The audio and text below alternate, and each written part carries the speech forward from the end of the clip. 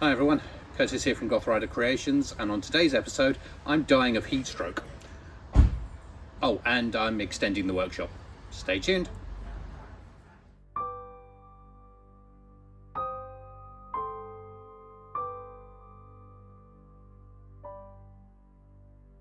So, welcome back to 18 months in the past, and as usual this is me clearing the ever massive pile of crap that I have. Now, you can see me stacking up these planks. These are actually what I'm going to use to build the extension panels.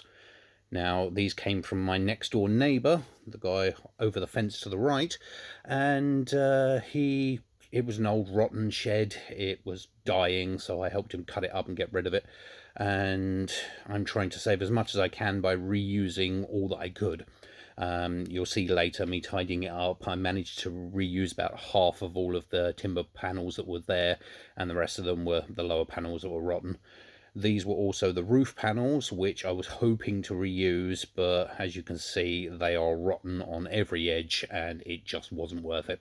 So I did bite the bullet, and we got some OSB panels. I think they're about £20 each, so got those delivered.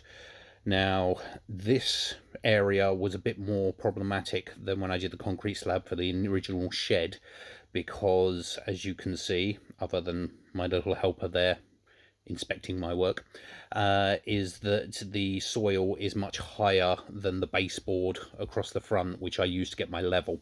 So for the first one, it was literally just dig out a tiny bit and fill with concrete. This time I had to dig out a substantial amount, and I've saved you watching that because it was damn boring. Now, after I dug it out, this is me doing the concrete.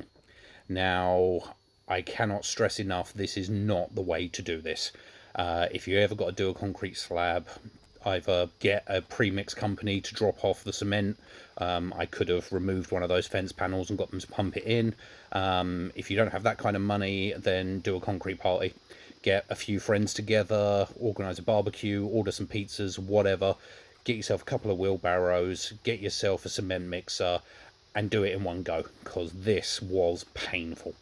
Now, because of my spinal condition, this was pretty much the only way I could do this, and because of the budget, it was the only way I could do it. So you can literally see me mixing up half a bucket of concrete at a time, and then just tapping down and floating. It took on and off, I think, about 6 weekends to get this concrete slab down. So it was a real pain in the fucking arse, but needs must. So you just kind of get on with it. And as you can see, I didn't have a lot of hardcore either, so I'm placing individual bits as I go to try and maximize the depth, but also not spend too much. So it is what it is. And here we have the rather patchy final result.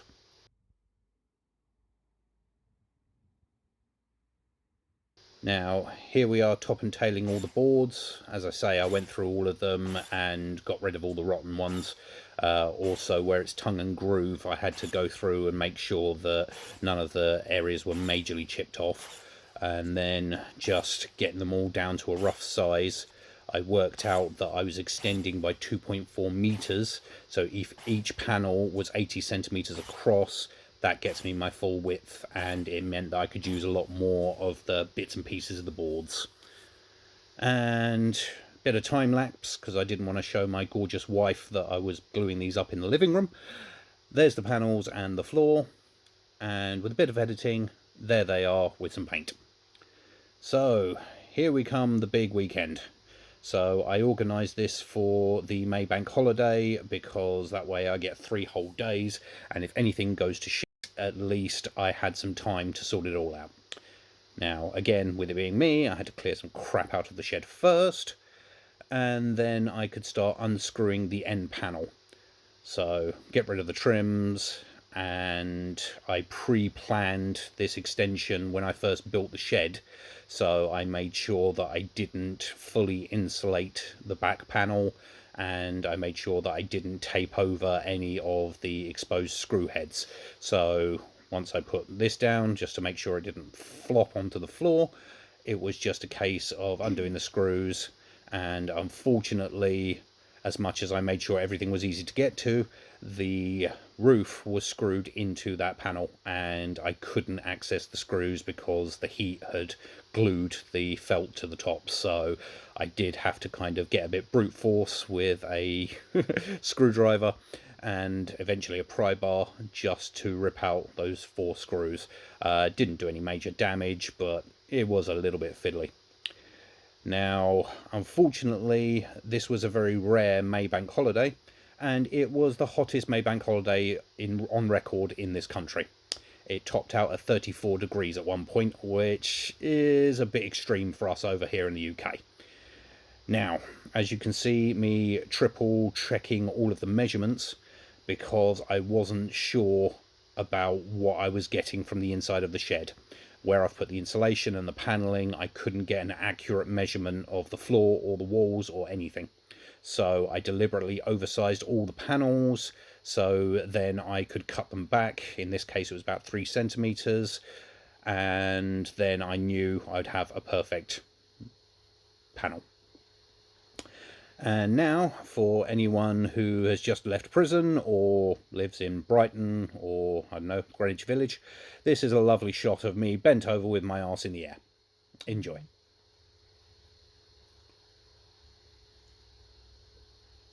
So, once the panels were all cut, then it was just a case of putting down the floor. I did overlap the 2 panels. Unfortunately, when you buy the kit sheds, they don't really under or overlap, which is really annoying because you have to butt screw each one together diagonally, and then it's never 100% strong. So I designed this one to be a little bit better, overlapping and underlapping the floor panels, so that makes it a bit stronger. And then just me sitting around whacking in a load of screws.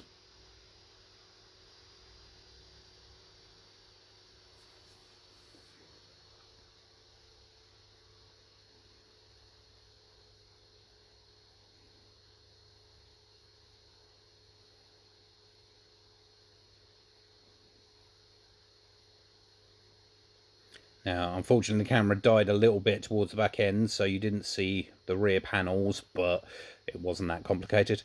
And then my glamorous assistant comes out to help me just hold the panels in place, and it's just the same as how I built the shed last time. Just put up a panel, make sure it's level, screw the next panel to it, and carry on going. Just making sure that we've got them perfectly aligned so there's no major gaps. There were a few little gaps here or there, but the panels did warp a little bit, so there wasn't a lot I could do about it, but just get it in place, get them leveled, screw them together. It really isn't that complicated at all.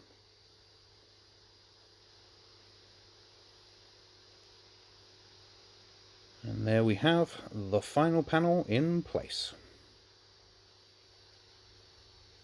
Now, welcome to day 2. I did run out of time. It took me a lot longer than I thought, so I just literally whacked up a couple of panels on the roof to stop any animals getting in there. But I discovered that I kind of got it wrong.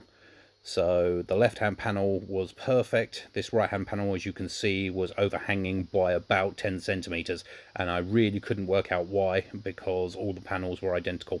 So here I am early in the morning before it got too hot, just unscrewing the panels, getting it out of the way, and working out how I fucked up.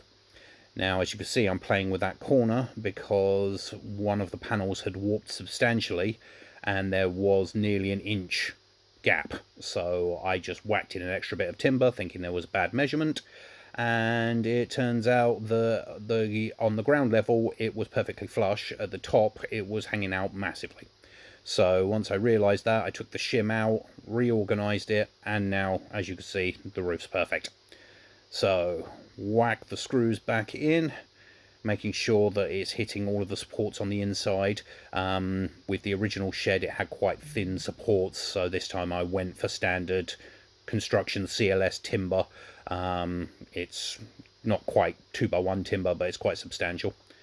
And then once that's done, and I waited for the sun to drop a little bit more, because again, I was dying, here comes the felt. So it's not ideal to bond new felt to old felt, but it is possible. So here we are, just tacking in a few nails to make sure it doesn't fly off of the wind, and a little cheater piece of wood there, so I got my 20 centimeters between each nail.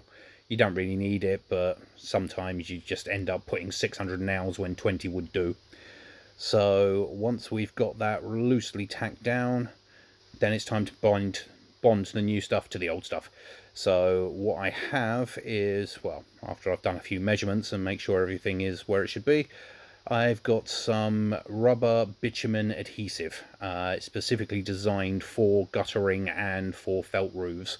So I'm literally just masticking any gaps between the old roof and the new roof, and then just spooging on 4 tons of this black goop, and then just carefully patting everything down, making sure it's all well bonded before I add in the rest of the nails. And here is my gorgeous wife setting up the garden furniture so we could do a barbecue that evening. So at least that was nice. So we will skip through me putting in 600 nails because that is exceptionally boring. And then we get to the last panel. And here is where I completely fucked up. Everyone, if you're going to do this, make sure you roll the felt the correct way. It was an absolute ball ache trying to shuffle this thing around and get it all level. So yeah, tip for the newbies. And it was literally a case of rinse and repeat. Just put in a few nails just to tack it into place, add the mastic. The only really time consuming part is doing the overlap on the edges. You do have to put a lot of nails in there, and it's not easy on a ladder trying to sort of lean underneath yourself to hammer them all in. So it's a bit of a chore, but once you've got it done, you don't want to skimp on it. At the end of the day, the last thing you need is to get an accidental rip or a tear or an area that's not secured, and the next time you get any decent wind, that's it, the whole roof's gone. So yeah, it pays to take a bit of time on the roof. And then the final job for the outside of the shed is literally to reinstate the outside trims.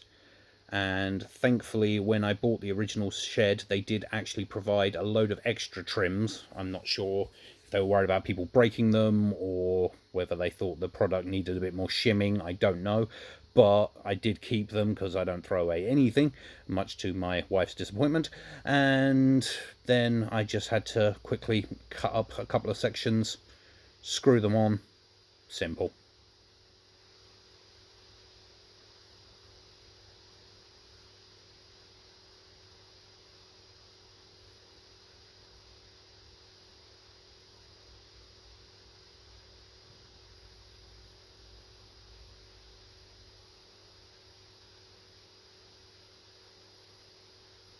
And then on the third day we went to the inside.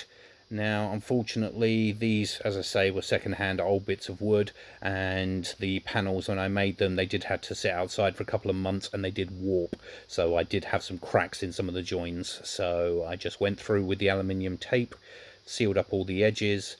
Later date, when I start painting the outside, I'll get some framing caulk and just seal up any gaps, but for now just a case of making it airtight.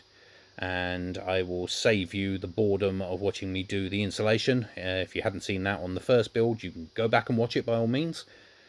And that should do it.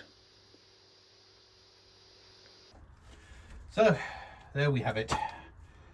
Very much like it was looking when I built the original shed. Trying to work out whether I should put some hydroponics in here and start making some money, or I don't know, offer it to Joe Rogan when he gets cancelled and try and make some money. I don't know, but there we have it. Waterproof, insulated, done. On the next episode, I'm going to sort out some paneling in here. Thankfully, I've got enough leftover OSB from the roof and the floor that I should be able to panel most of the walls. It might be a bit of a hodgepodge of whatever I can find, but I'm not overly worried. On this wall, I'm going to try and do some kind of a feature, but I don't really know what yet, so we'll see how that goes. I bought some strip lights to go in there, so we've got some decent lighting this time.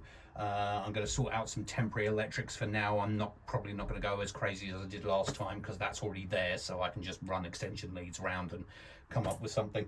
And then hopefully I can start building the workbench, and I'll be most of the way in actually having an extended workshop.